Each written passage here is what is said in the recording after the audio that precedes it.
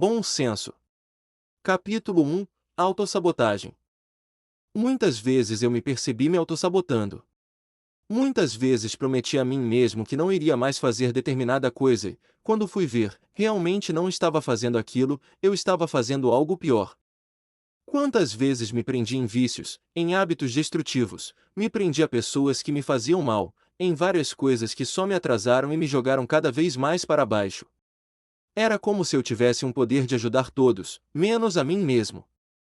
Era como se eu conseguisse apontar o caminho para as pessoas com clareza, mas eu mesmo não soubesse para qual caminho estava indo. Era como um cego guiando outro cego. Só que, nesse caso, esse cego sabia exatamente aonde o outro tinha que ir, ele só não sabia aonde ele mesmo tinha que ir. Era um sentimento de vulnerabilidade.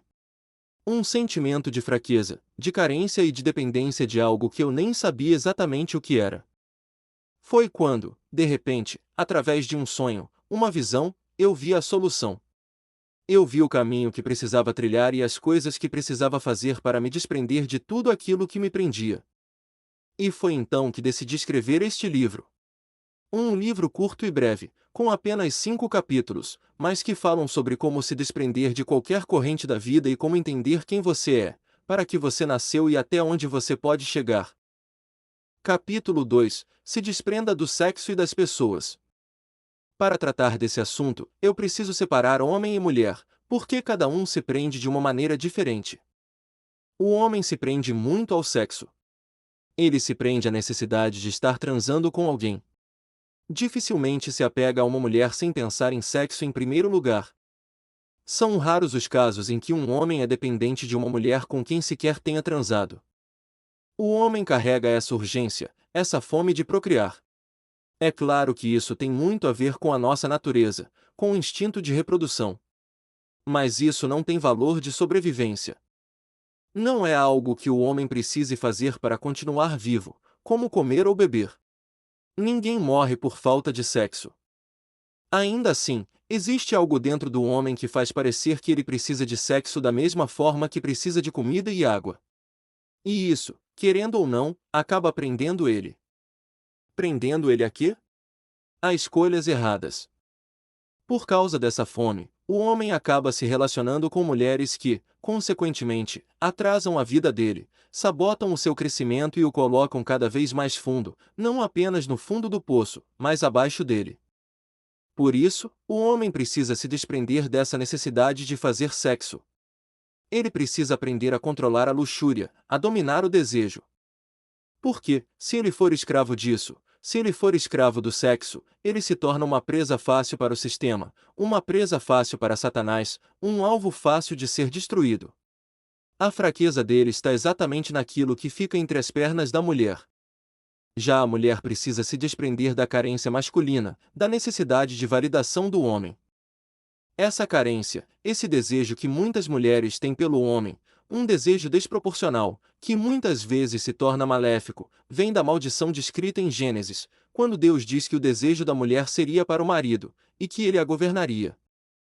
Ali, Deus estabelece que a mulher teria uma dependência emocional do homem, um desejo tão profundo que a faria querer ser dominada por ele. Isso explica por que, ainda hoje, vemos tantas mulheres presas em relacionamentos onde são traídas, humilhadas, pisadas e até agredidas, mas não conseguem sair. Elas parecem acorrentadas àquele homem. Isso acontece, em grande parte, porque elas não conhecem o poder que há em Cristo Jesus.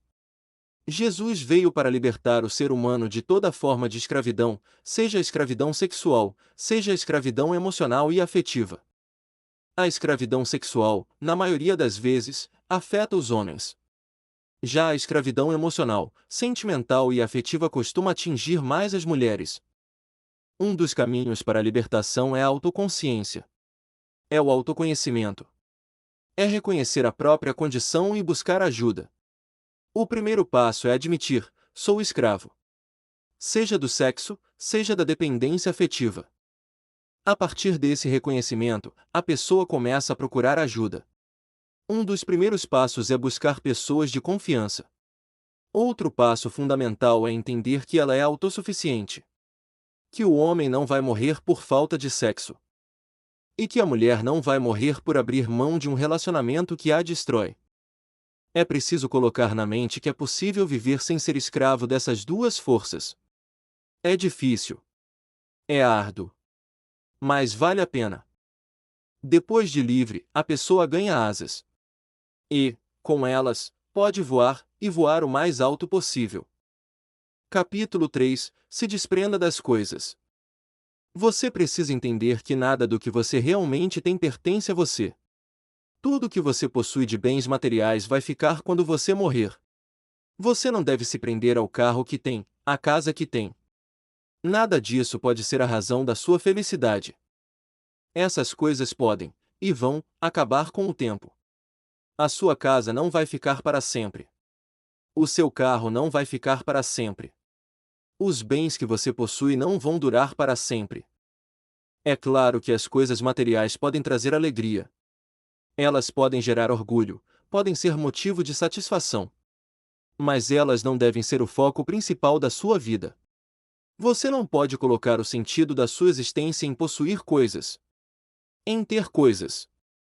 Em ter carro, em ter casa. Porque, se você colocar a sua felicidade nisso, nunca será completamente feliz. Quando você comprar um carro, logo será lançado um carro melhor do que aquele que você comprou. Então você vai trabalhar, trabalhar e trabalhar para comprar esse novo carro. Quando finalmente comprá-lo, outro ainda melhor, mais rápido e mais moderno será lançado. E assim você entra em um ciclo constante de insatisfação, sempre buscando a próxima novidade. E nunca consegue ser plenamente feliz. Por isso, você precisa entender que não pode se prender às coisas. Não pode se prender nem às pessoas, nem aos bens materiais. Assim como você nasceu pelado, você vai para o caixão pelado, sem nada. Você nasceu sem nada e vai morrer sem nada. Nada é, de fato, seu. Tudo tem um tempo para deixar de ser seu. Tudo é temporário. Quando você entende isso, começa a se libertar do sistema consumista que foi implantado em nossas mentes. Você passa a dar muito mais valor às coisas simples da vida. Começa a valorizar o sol que nasce, a natureza, os pássaros que cantam, as pequenas coisas que sempre estiveram ali, mas que antes passavam despercebidas. Eu não estou dizendo para você viver na miséria ou se conformar com pouco. Não é isso.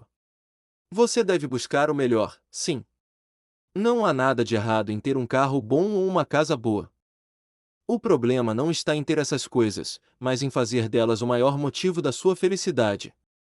O que realmente importa são outras coisas: o ar que você respira, a sua família, os seus amigos, o seu Deus, a sua fé. A felicidade não deve estar nas coisas, nem nas pessoas, mas no caminho. A felicidade não está na chegada. Ela está no percurso. Enquanto você caminha em direção ao seu objetivo, você pode ser feliz. Quando chega lá, a felicidade já não está mais ali, porque logo surge um novo destino. Por isso, você precisa construir um caminho longo, um caminho no qual você caminhe feliz. Eu não sou rico. Não sou bilionário. Mas observe os bilionários. Veja o que eles dizem sobre dinheiro e bens materiais. Veja se isso realmente traz felicidade. Não traz. O que traz felicidade é a vida. Bob Marley disse algo que ecoa no meu coração até hoje. Em uma entrevista, perguntaram a ele: "Você é um homem rico?" Ele respondeu: "O que é ser rico para você?" O repórter insistiu: "Você é milionário? Tem milhões de dólares na conta?" Bob Marley respondeu que não. Então perguntaram novamente: "Você tem muitas posses?" O repórter queria saber sobre a riqueza material dele, porque, para ele, ser rico era isso. E Bob Marley disse algo que ficou cravado em mim: "Eu não tenho esse tipo de riqueza. A minha riqueza é a vida." E é exatamente isso que eu quero dizer neste capítulo. A maior riqueza que nós temos é a vida. Capítulo 4. Se desprenda da vontade de ser reconhecido. Uma das coisas mais difíceis, para mim principalmente, foi me desprender da vontade de ser reconhecido, da vontade de ser visto, da vontade de me destacar no meio de todos. O ser humano já nasce com uma carência dentro de si, com uma vontade de ser amado, de ser valorizado. E, muitas vezes, por causa disso, as pessoas acabam deixando de ser quem nasceram para ser. Existem pessoas que nasceram para brilhar, e o brilho delas é natural. Mas, por quererem aparecer demais, acabam apagando o próprio brilho. Quando você tem algo verdadeiro para mostrar ao mundo, isso será visto. Você não precisa se esforçar excessivamente, não precisa mudar quem você é, não precisa se desesperar para mostrar algo, porque, se você realmente brilha, não há como esconder. Uma das coisas que as pessoas mais desejam é ser vistas. Mas, quando finalmente são vistas, muitas vezes se deparam com um vazio, porque isso também não traz felicidade. Ser reconhecido, ser conhecido, ser famoso, nada disso garante felicidade. Olhe para as celebridades, para os famosos. Pergunte se eles são totalmente felizes depois de serem conhecidos por milhões de pessoas. Na maioria das vezes, não são. Às vezes, você só será reconhecido, visto e valorizado quando parar de buscar isso. Um dos passos mais importantes é entender que você é apenas um ser humano. Você não é melhor do que ninguém. Você tem qualidades, defeitos, pontos fortes e pontos fracos, assim como qualquer outra pessoa. Foi isso que nosso Senhor Jesus nos ensinou: amar o outro, valorizar o outro e não buscar a própria glória. Um dos grandes problemas da geração atual é que tudo é visto, tudo é filmado, tudo é gravado. As pessoas querem aparecer, querem likes, querem validação, querem ser curtidas no Facebook, vistas no Instagram. E, por causa disso, acabam mudando sua essência, mudando quem realmente são, apenas para se encaixar e serem aplaudidas por pessoas que não se importam com elas. Nós temos um senso de importância muito exagerado. Precisamos começar a olhar para nossa insignificância diante do universo, para nossa pequenez diante do mundo. Nós somos importantes, sim. Não existe ninguém igual a nós. Mas isso não nos torna melhores do que ninguém. Talvez sejamos especiais para nossa família, talvez para Deus. Mas nos achar superiores é um dos caminhos mais rápidos para a destruição. Nenhuma pessoa que se coloca acima das outras, que se acha uma estrela, é verdadeiramente feliz. A maioria esconde um vazio emocional profundo, uma carência enorme dentro do coração. Se você quer ser visto, se quer brilhar, brilhe naturalmente. Apareça naturalmente. Seja quem você realmente é. Não tente chamar atenção excessiva para si. Cresça em silêncio. Cresça de forma natural. O reconhecimento virá com o tempo. Virá de maneira espontânea. Se você realmente é bom em algo, você será visto. Não há como esconder um diamante por muito tempo, o brilho dele, inevitavelmente, chama a atenção. Capítulo 5 – Últimas dicas. Aqui eu vou ser curto e direto. Algumas dicas para você ter um 2026, ou qualquer ano da sua vida, feliz, livre e em paz consigo mesmo. A primeira dica é: leia. Leia muito. Leia bastante. Leia. Encharque-se de leitura. Ler acalma o espírito, traz clareza mental e organiza os pensamentos. Leia qualquer tipo de literatura. Leia clássicos, poemas, livros românticos, livros bíblicos. Leia. Simplesmente leia. Outro conselho é: passe um tempo sozinho. Medite. Reflita consigo mesmo, sem distrações, sem celular, sem barulho. Passe um tempo ouvindo os seus próprios pensamentos. Reflita sobre as atitudes que você tem tomado, sobre os seus planos e, principalmente, lembre-se das coisas que realmente te fazem feliz. Outro conselho importante: coloque seus sonhos em ação. Transforme seus sonhos em metas. Não seja acomodado. Fuja da procrastinação. Fuja de passar o dia inteiro deitado na cama. Fuja de abandonar os seus sonhos. A vida cobra movimento. Fique perto de pessoas que fazem você ser a melhor versão de si mesmo. Ande com pessoas que despertam o melhor que existe em você, e não o pior. Você sabe que existem pessoas perto das quais você se torna alguém melhor, e outras que te puxam para baixo. Escolha ficar perto daquelas de quem você sente orgulho de ser quando está ao lado delas.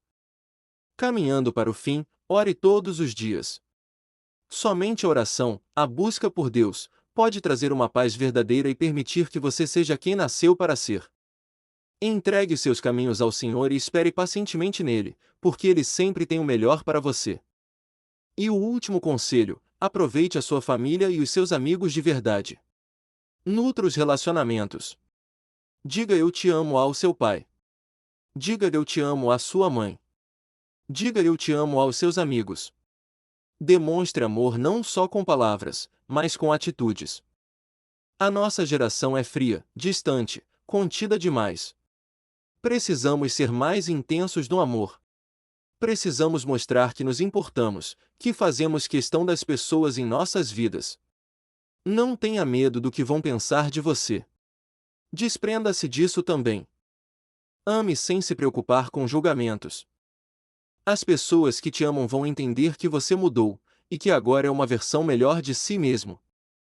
Espero que este livro tenha te ajudado, assim como ajudou a mim. Aqui é o seu amigo Christian. E a gente se vê em breve. Valeu!